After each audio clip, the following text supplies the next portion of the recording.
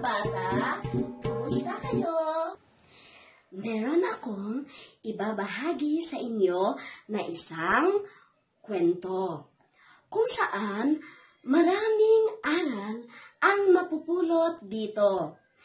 Ito ay isang halimbawa ng pabula na pinamagatang ang maling akala ni kalabaw kay baka. Ito ay aking sinulat at inilarawan nina Grace Calitong, Debbie Raras at Garnet Dale Pulok. Makinig kayong mabuti dahil pagkatapos nito, magbibigay ako ng ilang mga katanungan batay sa kwento.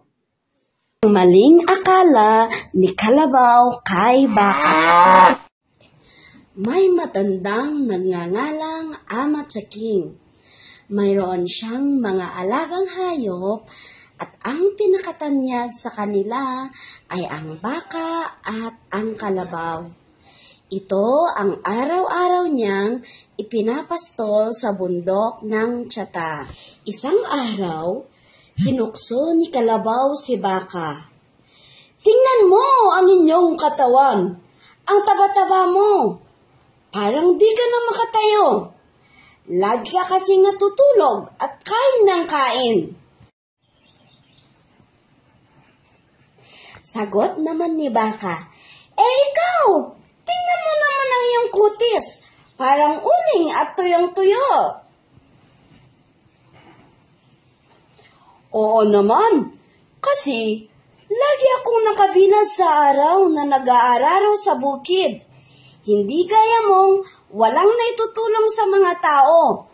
Katwiran ni kalabaw. Sabi naman ni baka, "Ang sakit mo namang magsalita. Nagbibigay naman ako ng sariwang gatas sa mga tao. Kaya nga, lagi akong kumakain. Hindi lang ikaw ang may naitutulong."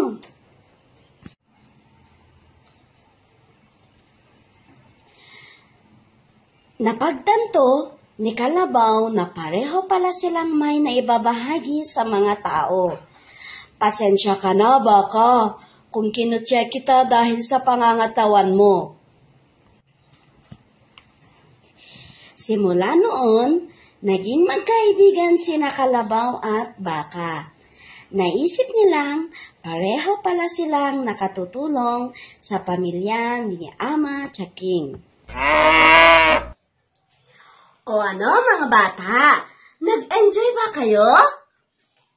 Ngayon, subukin natin ang inyong kaalaman tungkol sa kwento sa pamamagitan ng pagsagot sa 3 tanong. Unang tanong, ano ang pamagat ng kwento?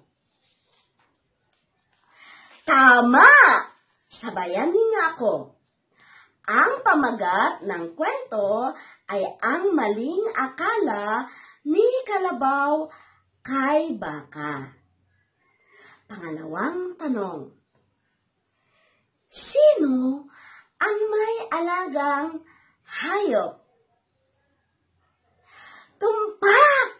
Si Ama Tsaking ang may alagang hayop.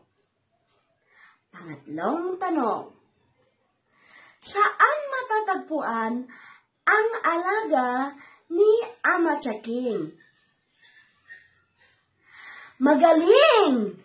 Matatagpuan ang alaga ni Ama Tsaking sa bundok ng Tiyata.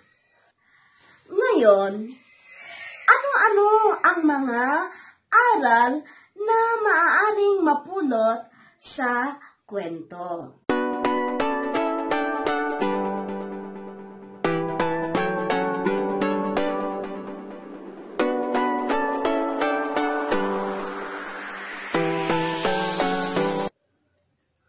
Una, huwag maging mapanghusga sa kapwa.